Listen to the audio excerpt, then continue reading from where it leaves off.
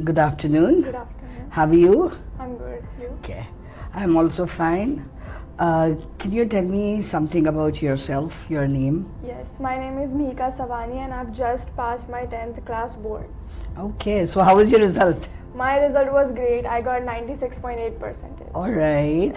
And what was that exhilarating feeling, when you got it? Yeah, I was shivering when I opened my results and then it felt surreal because I didn't expect this to Okay. happen. You must have worked very hard. Yes. Okay. How did you prepare for your exams? To be honest, I didn't really follow a schedule, but I was Okay. very consistent with revising after each and every class. Okay. So regular work. Yes. Okay. And where would you place, how would you say Infinity Scholars Hub has helped you in this result? For me, the thing that I could reach out to the teachers at any given time due to the online media, and they would always be there to solve my doubts. Okay.